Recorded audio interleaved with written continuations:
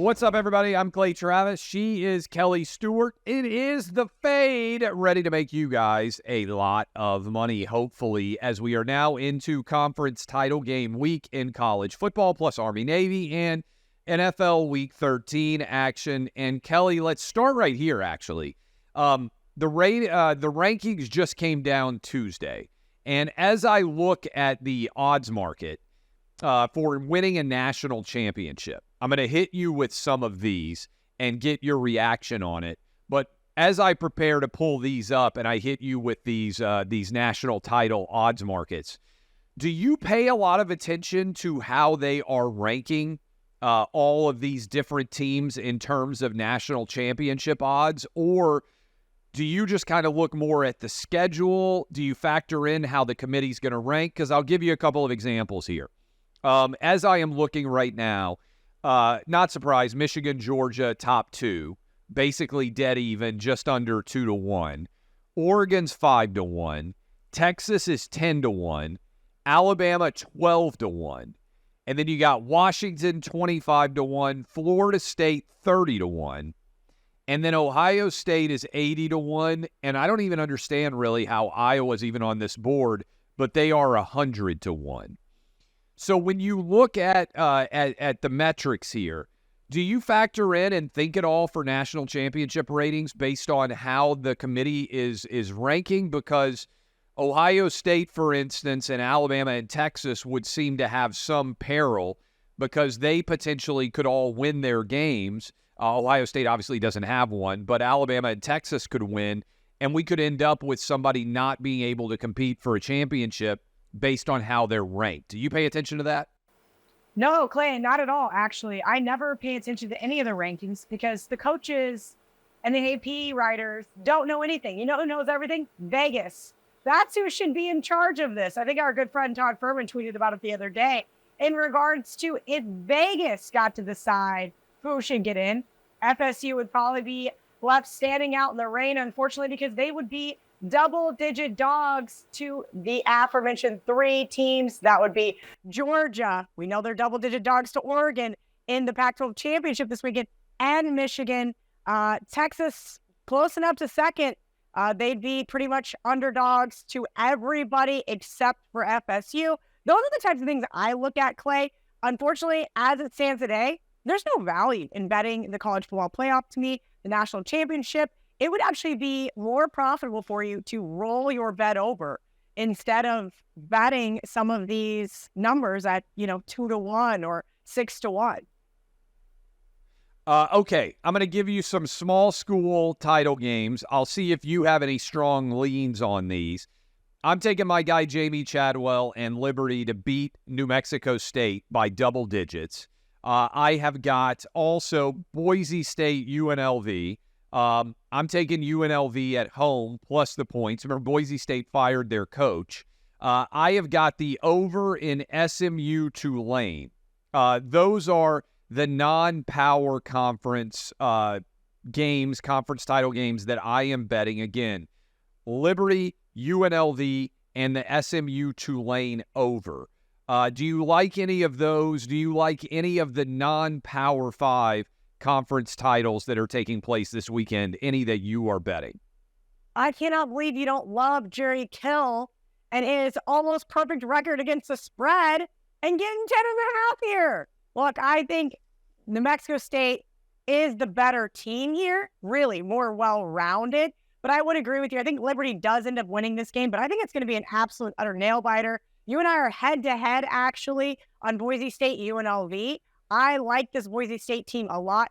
UNLV's defense is a liability. We've seen it a few times this year. I took San Jose State last weekend, if you remember, plus 2.5, and UNLV's defense got torched. I think it could happen again here, but, maybe UNLV was looking ahead to this one. That being said, the Broncos have won 6 straight against the Rebels. I like Boise State. I laid the 2 here. All right, let's go into the Power 5. Oregon minus the points against Washington. This is, just to remind everybody, a Friday night game. I am on Oregon. I think they win this game by double digits. Yes, they lost earlier in the year to Washington. I think college football fans are going to have to learn what NFL fans learned long ago, which is games can have wildly divergent outcomes as everybody plays each other in the division a couple of times in the NFL. I like the way Bo Nix is playing. I like the way Oregon is playing. Washington has avoided disaster narrowly several times in the last 5 or 6 weeks. Are you taking Oregon minus the big number here, Kelly? I'm not. I'm going to take the even more disgusting bet, and that's the under 66, Clay. I agree with you here. Okay. Oregon has made complete and utter strides since losing that game to Washington. And I first kind of thought maybe Washington was just a little disinterested, but I think they might be a little fraudulent. And that's what this line is telling me here with the 9.5. I'm not going to lay it on a neutral with Oregon here. Washington has some really great abilities. We did love Michael Penix Jr., and then all of a sudden, we kind of fell off and everybody became in love with Bo Nix. I wouldn't be surprised to see something kind of crazy down to the wire here, but I'm looking for solid defenses, which is not something you expect from these two. Everybody's expecting a track meet. I'm hopefully expecting a snooze fest. Let's call it 31-21 final. Take the under. Okay, you know the Big 12 because you are a long-suffering Kansas State Wildcat fan. Oklahoma State at Texas. It's fair to say long-suffering, right?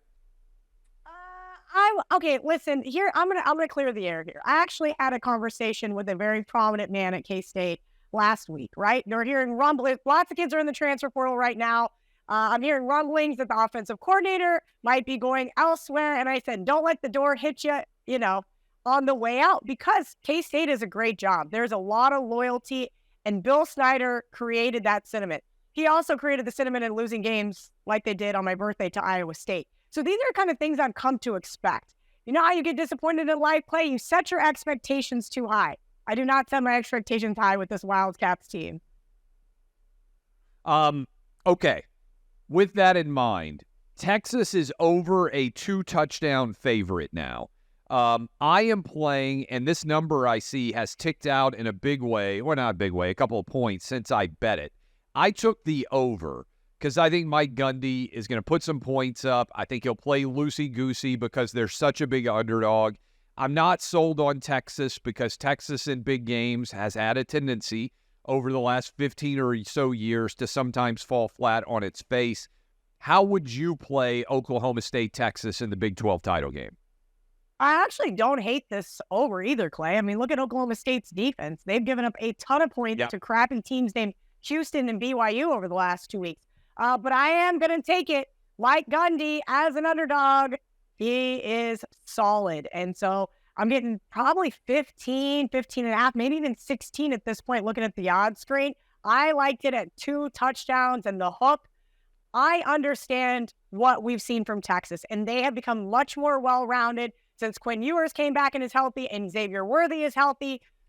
But you're absolutely right. When the hunter becomes the hunted, and that is Texas, is now being hunted by you said loosey-goosey, I say a free-spirited Oklahoma State team with absolutely nothing to lose. I think this one could come down to the wire. I don't think Texas is going to lose this game, but over 2 touchdowns is too many points for me.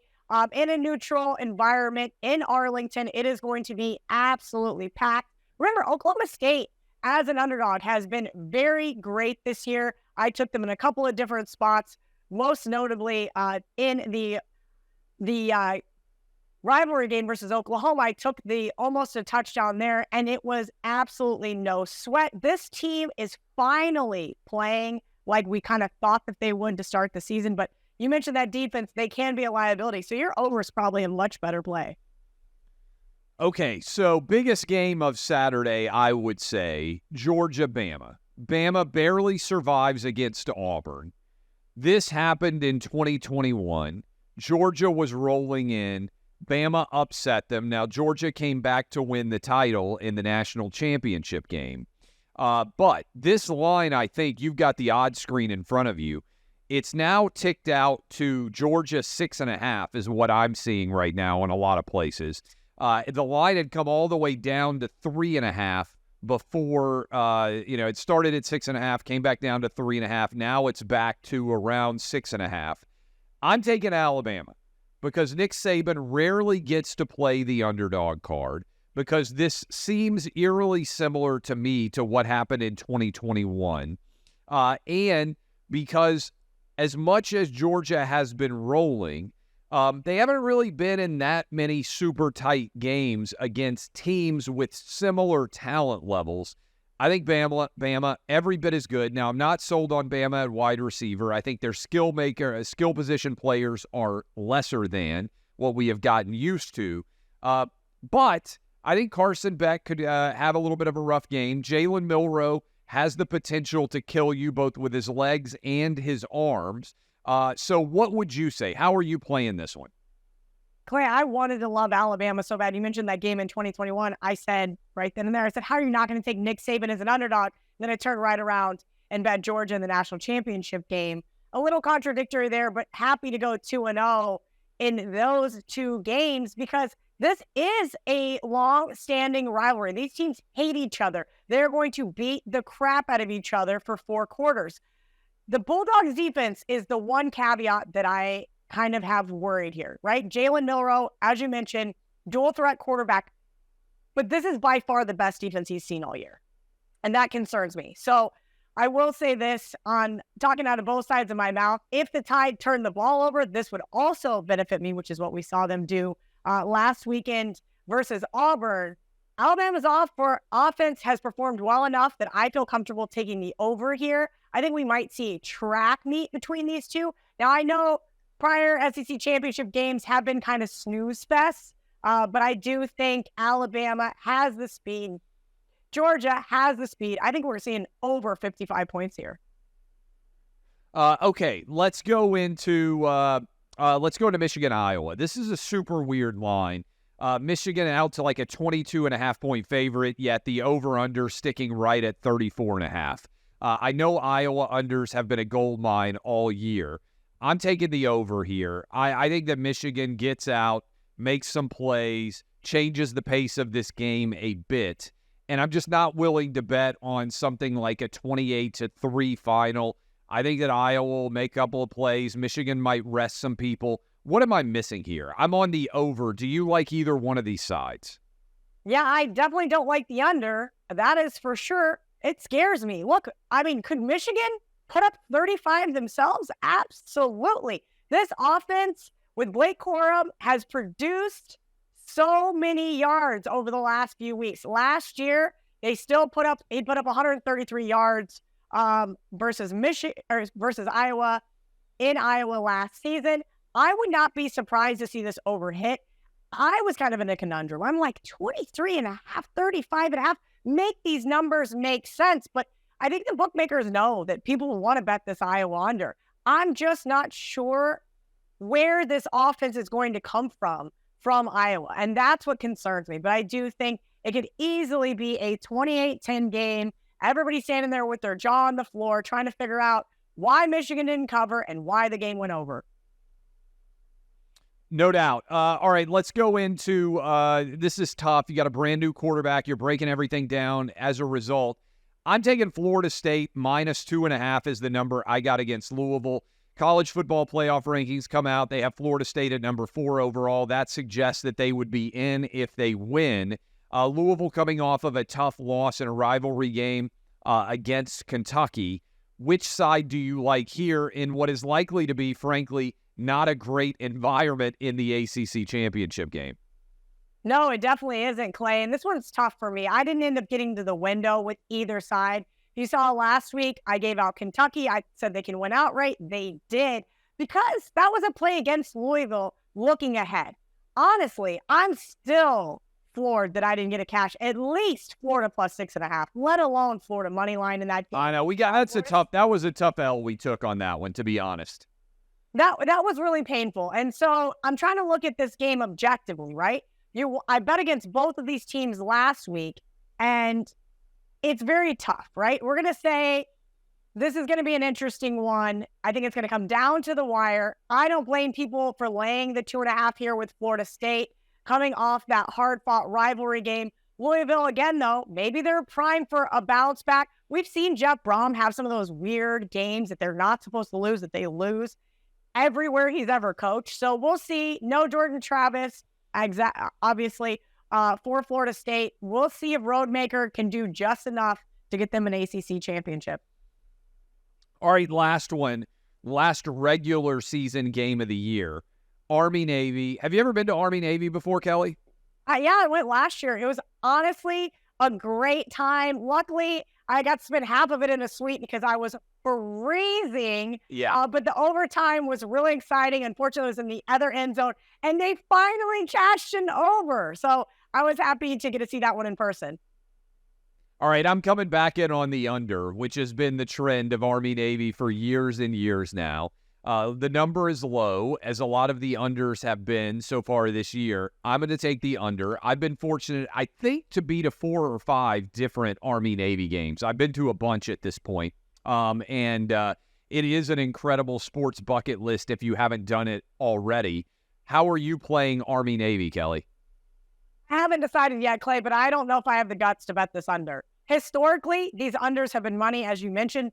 This one is very, very low. I will say this, the dog has been very good in the last 10, covered 8 of the last 10, won 6 of those outright. So I might be looking towards that side, but as of right now, if you like the under, you better bet it soon. If you like the over, just sit back and wait. I went ahead and bet it. Obviously, that is next weekend, but that's the last college football game of the year, so I wanted to go ahead and hit it now. We'll probably hit it again next week as well. All right. Anything else, conference title game weekend, anything else standing out to you that we should hit here, Kelly? Yeah, I did take the 6.5 with App State early in the week. It's down to 6 in most spots. This App State team has been exceptionally scrappy, and I've really enjoyed them. If you just remember, they got the nice outright win in James Madison. I think that this is too many points for this team. Now, Troy, I had the pleasure of seeing, as you mentioned, as a long-suffering K-State fan. I got to see them early in the season. They do have the ability to make some explosive plays. That is kind of a concern for me here with this App State defense, but I do like the points here. I think this is going to be a last team to score wins, whether that's App State winning outright or Troy getting the cover. Let's hope it's the first one here. I'm looking at a Troy team who needed a Hail Mary last year, if you guys remember watching this game. And I'm going to go ahead and say that App State hasn't forgotten that one. Look, I like the points here in the Sun Belt Championship. I think this one goes down to the wire. All right, let's go to the NFL. Unless are you done with college football now? I am done with college football. All right, all these picks, you'll be able to watch it. This video will be linked there as well, up on OutKick. What's your favorite NFL pick coming up for the weekend? Oh, Clay, you're going to love this. Of course, it is your Tennessee Titans. How can it not? Oh, no. I love this team. Last week, they got the benefit of beating up on the lowly Panthers. I understand that, but this is actually kind of a sell high spot for me on the Indianapolis Colts. What did the Colts do last weekend? Oh, that's right. They took care of business at home against an okay Bucs team. They put up almost 400 yards of offense, got 2 turnovers. Baker Mayfield spent half the day on his back, and they could not convert on 3rd down. Now, again, I understand this Colts team won the first meeting at home, but again, Ryan Tannehill, and oh, by the way, that was with Anthony Richardson as well. What I need from your Titans team is to give Will Levis about half a more seconds than he's been able to get so that they can get the play action going and run the ball with Derrick Henry, because that is going to be the key to winning this game. I like the under here as well, but I can see Tennessee winning this one 21-17. All right, we're in agreement on the under. Colts, Titans, I'm on the under 42.5. I gave my brother-in-law the tickets last week. I'm not sure if my boys are even going to be willing to go watch this game either. I said last week was the Sadness Bowl. I don't think the Colts are that good. The line's, like you said, close to even. I don't think either team will have much success on the offensive or defensive side. I love the under here. Titans don't have a lot offensively, so the under is the play. We agree on that one. Do you have any other favorite bets? There is a couple other games I'm looking at. That is the only one I've gotten to the window so far, Clay. And that is because last week I got obliterated in the NFL. Not only did it start Thanksgiving and losing the Lions in Survivor, it continued into the bad beats of the weekend. I had the Bills +3. That was really fun, let me tell you. And then I had the Chargers +3.5. Thank you, Zay Flowers, for that one. So I'm dipping my toe in the water in the NFL this week, but I'm treading very lightly because, hey, when you're running cold, you got to kind of preserve that bankroll. Make sure that you're not just firing away at games. It is still the NFL, and it is still really tough to beat. So a couple other games that I am looking at the Packers. Now, I know that sounds kind of crazy with this team coming off what we'll call their Super Bowl. That's right. They just beat the Lions, as I mentioned, on Thanksgiving. But here you have a Chiefs team laying 6.5 on the road. And why is it 7.5? Oh, that's right, because the bookmakers don't want to get throttled by every single teaser possible. I think this line is actually still a little bit too high. I made the Chiefs a 4.5-point favorite. I do think they win the game, but I don't think this Chiefs team is that explosive offense we've seen in the past, right? They've been nails to the under, right? So look at this from an under perspective. Total sitting here at 42.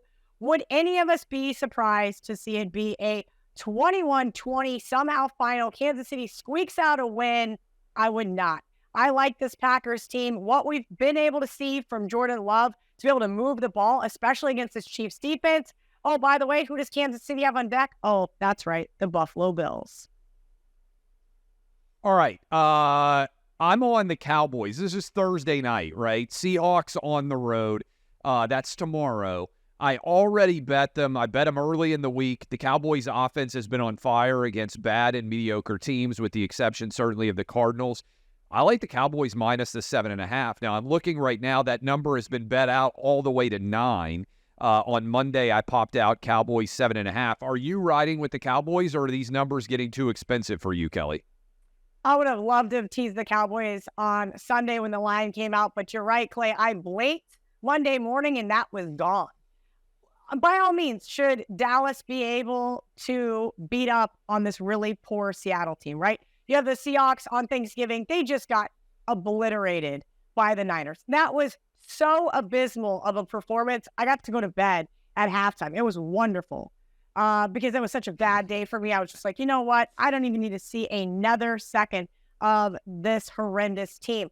I actually wouldn't be surprised, though, to see a backdoor cover from the Seahawks. Dallas, with the Eagles on deck, might get caught looking ahead here. Now, both teams well rested. I know the primetime unders have been well, but what have we seen from Dallas lately? This offense has been very explosive against a mediocre Seahawks defense. I kind of like the over, too. I'm on the Chargers, Pats. The Patriots' offense is so bad. I didn't think that 6 points was – I thought it was too many to take the Chargers, given what they typically do all year long, which is just humiliate and embarrass all of their fan base. But I do love the under here. I just don't think the Patriots can score any points. I took the Lions. I'm with you, Kelly. I lost Thanksgiving like a lot of people did, betting on the Lions, sitting at 8-2, best record since 1962. My wife's from the Detroit area. And all our family was around, and we were celebrating the Lions, and they just came out and got absolutely wrecked. But I think they bounced back against the Saints. Do you like either side there as we run through the OutKick NFL six-pack? I don't know if I can trust Detroit, to be honest with you, laying points on the road here. But I can definitely tell you I do not trust the Saints. And that is one of these teams that I'm not sure what we're ever going to get on any given Sunday. So I will side with you and say Detroit wins in a bounce back. Do they cover? I think it's going to be a field goal type situation here. I've got the Falcons, Jets, the under, and the 49ers, Eagles in what is probably the game of the weekend. I've got the over. Do you feel strongly about either of those games? By the way, just to reiterate, the OutKick six-pack, Cowboys set minus the points. The under in Chargers, Pats. Lions minus the points. Falcons, Jets, under. 49ers, Eagles, over. And you and I agree. You like the Titans outright there. I like the under in the Colts-Titans game. But do you have a strong lean in 49ers, Eagles, or Falcons, Jets? Yeah, I liked it, the Niners. But I have liked betting against Philadelphia all season, Clay. And it has burned a giant hole in my bankroll. As I mentioned, I got what I would call fortunate to get a push somehow with the Bills. Probably should have scored a touchdown. Probably should have never went to overtime. but I digress. Jake Elliott, massive field goal to go to overtime last week. Kudos to him. I would not be surprised to see something wonky happen in this game. It has all season long in Philadelphia games. They are this year's Minnesota Vikings. We're going to see San Francisco has not fared well historically against the Eagles, just 2-9 against the spread in their last 11 games. But I have a feeling Brock Purdy has this one circled. If you remember last year in the playoffs, he exited early. Then they had no backup quarterback, and he's out there with one arm, basically handing the ball off, just trying to survive. I like San Francisco in this one. I cannot play the Jets. This is one of those spots where I would love to play the Jets because why? We have seen really poor backup quarterbacks just go off against this Atlanta defense. I kind of side with you on the under here, but Atlanta, yeah, they got it done for me last week. I'll say that much. Plus the 2. My buddy texted to me late. I said, fine. Bijan Robinson finally had that breakout game that everybody has been anticipating. But I lean towards the under with you on that one. All right. Any last gifts for the people that you might have on this Wednesday right at the end of November as we get ready for NFL Week 13 and conference title game pick week in the college football? If you can find a teaser, you can tease the Jags and the Titans still. I would be doing that. That is probably my favorite spot of this weekend. And because I did bet Niners money line, because I missed the 2.5 and it's pretty much 3 everywhere. I came back and I teased Jacksonville with the Eagles because why wouldn't the Eagles get in that back door of a teaser and keep it within a touchdown? Of course they will.